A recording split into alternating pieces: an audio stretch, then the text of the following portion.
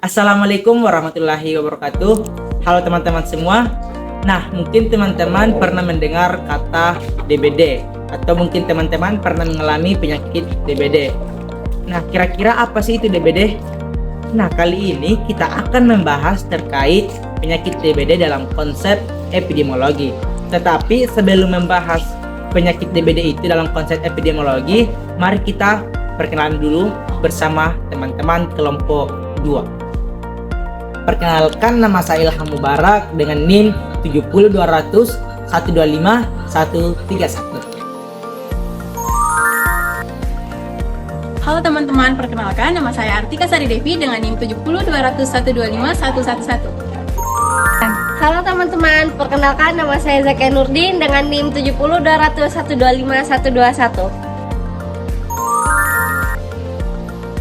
Halo teman-teman, perkenalkan nama saya Hanifah Fatina Syadsha dengan NIM 70200 125 150. Nah, itulah tadi perkenalan dari teman-teman kelompok 2. Kali ini kita akan membahas terkait apa itu penyakit demam berdarah dengue. DBD atau kita kenal demam berdarah dengue merupakan penyakit infeksi yang disebabkan oleh virus dengue dan ditularkan melalui gigitan nyamuk Aedes aegypti dan Aedes albopictus. Penyakit ini banyak ditemukan di daerah tropis dan subtropis, termasuk di Indonesia. DBD ditandai dengan demam tinggi yang mendadak, serta nyeri otot dan sendi ruang kulit, serta hingga shock yang dapat menyebabkan kematian apabila tidak dapat ditangani. Nah, sekarang saya akan menjelaskan pengertian epidemiologi. Nah, epidemiologi adalah ilmu yang mempelajari distribusi dan faktor-faktor yang mempengaruhi terjadinya penyakit pada populasi, serta penerapannya untuk mencegah dan mengendalikan masalah kesehatan. Nah, adapun tujuannya yaitu 1. Mengetahui penyebab penyakit, 2. Mengetahui faktor risiko, 3. Mengukur frekuensi penyakit, 4. Menentukan strategi pencegahan, 5. Yang terakhir, mengevaluasi program kesehatan. Nah, adapun ruang lingkup epidemiologi terdapat beberapa, yaitu ada penyakit menular, penyakit tidak menular, kesehatan lingkungan, kesehatan kerja, kesehatan masyarakat, dan yang terakhir itu evaluasi program kesehatan. 3. Manfaat epidemiologi dalam penyakit DBD.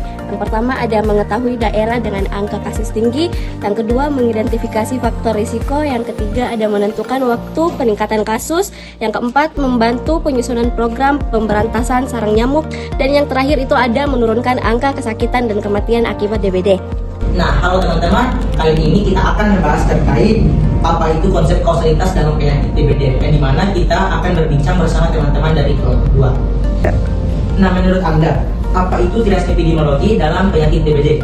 Nah, trias epidemiologi itu terdapat dari 3 bagian. Yang pertama ada agent, host, dan environment. Agent itu adalah virus dengue.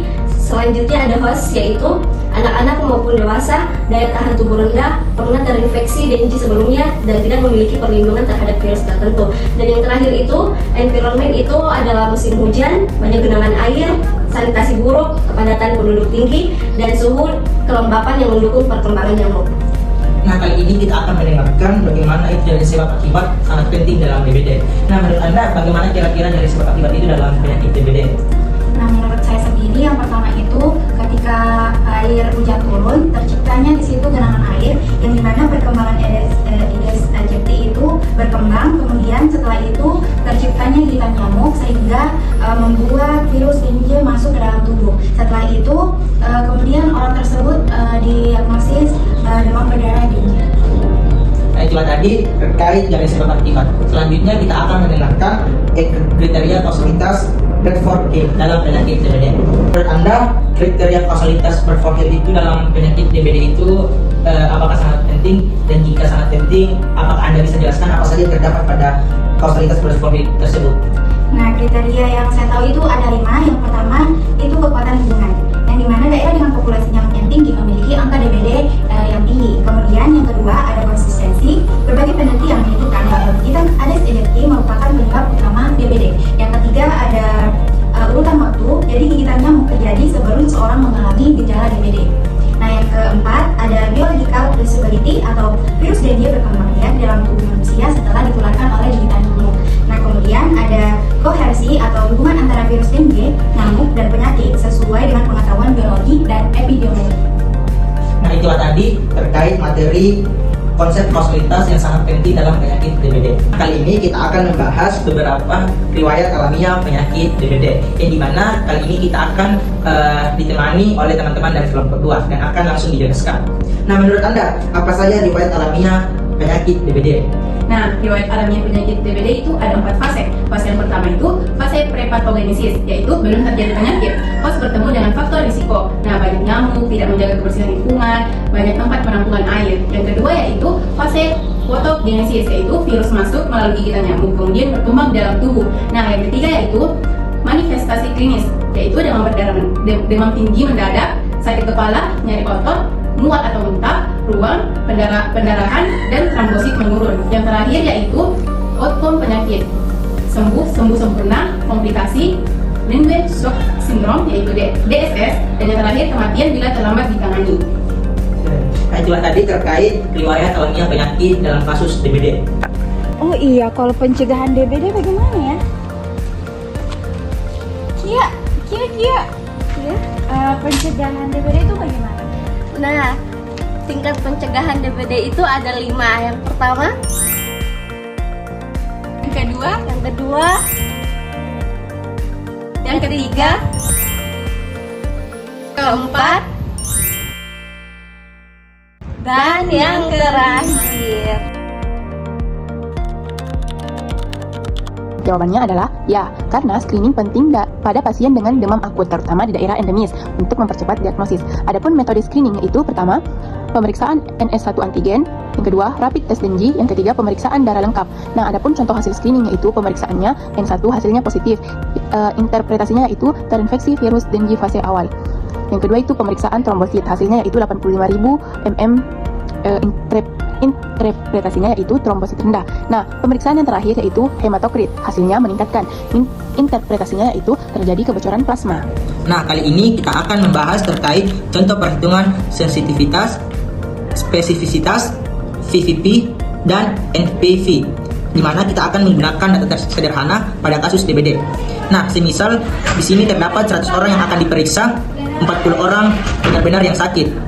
Maka di sini terdapat hasil dari TP, FN, FP, dan TN-nya, yang dimana nilai TP-nya itu 36, FN-nya itu terdapat 4, FP-nya terdapat 8, dan TN-nya terdapat 52. Nah, selanjutnya untuk di pembahasan sensitivitas itu kita menggunakan rumus TP plus TP plus FN, yaitu 36/40 yang menghasilkan 90%, yang artinya tes mampu mendeteksi 90% penderita DBD.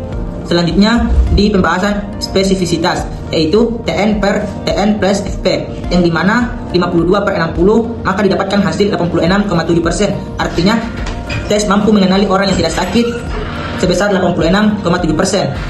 Selanjutnya pembahasan di perhitungan PPV, yaitu 36/36 plus 8, yang dimana hasilnya 81,8%, artinya peluang seseorang benar-benar sakit jika hasil tes positif adalah 81,8%.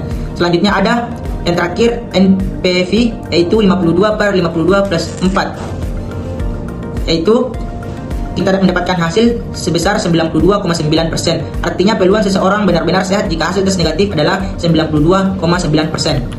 Nah, pembahasan selanjutnya itu ukuran frekuensi penyakit. Nah, di sini ada permisalan. Yang pertama ada jumlah penduduk 10.000 orang, kemudian ada kasus baru DBD 120 orang, jumlah seluruh penderita 180 orang, penduduk laki-laki 4.800, dan penduduk perempuan 5.200. Nah, ini hal-hal yang kita ketahui. Kemudian kita masuk dalam rumus mencari proporsi, yaitu 120 dibagi 10.000, kita dapat hasilnya 1,2%. Nah, sebanyak 1,2% penduduk mengalami DBD. Nah, kemudian kita masuk di bagian rasio. Nah, di sini kita membagi langsung 4.800 dibagi 5.200. Nah, kita mendapatkan hasil perbandingannya yaitu 0,92 banding 1. Nah, interpretasinya itu setiap 0,92 laki-laki terdapat 1 perempuan. Kemudian di bagian rate-nya itu kita dapat mencari dengan 120 dibagi 10.000 dikali 100. Nah, kita mendapat 12/1000 penduduk. Kemudian insiden rate-nya itu 120 dibagi 10.000, kita mendapat 12 kasus per 1.000 penduduk per tahun. Jadi 12 kasus itu per 1.000 penduduknya itu per tahun. Kemudian prevalence-nya itu 180 per 10.000, yaitu 18 kasus per 1.000 penduduk. pada waktu tertentu terdapat 18 penderita DBD dalam setiap 1000 penduduk. Nah, di sini bisa kita lihat di bagian ukuran asosiasi dan dampak potensial. Nah, di sini kita misalkan orang yang terpapar genangan air itu lebih banyak positif DBD dan sebanyak 80 orang, dan yang tidak DBD itu sebanyak 120 orang. Nah, kalau sedangkan orang yang tidak memiliki genangan air di sekitarannya itu positif DBD itu sebanyak 20 orang dan tidak DBD itu sebanyak 180 orang. Nah, langsung saja kita hitung. Di sini ada relative risk-nya atau RR. Yang pertama, kita membagi untuk mencari tahu risiko terpapar, yaitu 80/200 atau bagi 200 yaitu 0,4, dan untuk risiko tidak terpapar langsung saja kita masukkan 20 bagi 200 yaitu 0,1. Kemudian kita masukkan di rumus RR 0,4 dibagi 0,1 yaitu 4.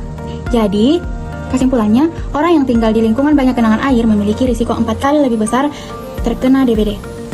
Kemudian di sini odds ratio atau OR, langsung saja kita masukkan 80 kali 180 dibagi 120 dikali 20, yaitu di sini hasilnya 14.400 per 2.400.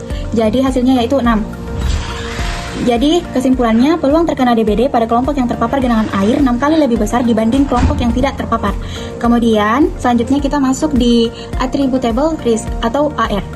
Nah, seperti yang kita dapatkan tadi, 0,4 langsung kita kurang dengan 0,1 yaitu 0,3, kemudian kita jadikan persen. Jadi 0,3 itu sama dengan 30%. Kemudian kesimpulannya yaitu sebanyak 30% risiko DBD pada kelompok terpapar dapat dikaitkan dengan adanya genangan air.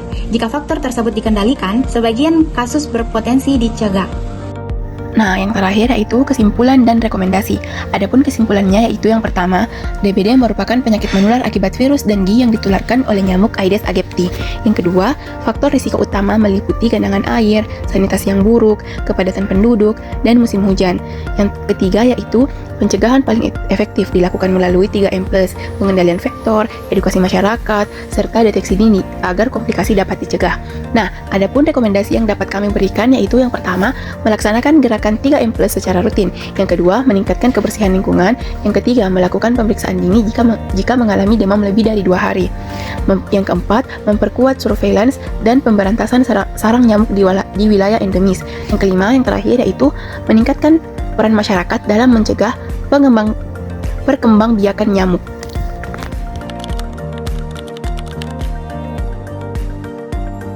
Satu rumah bebas jentik dapat melindungi satu keluarga dari demam berdarah dengue.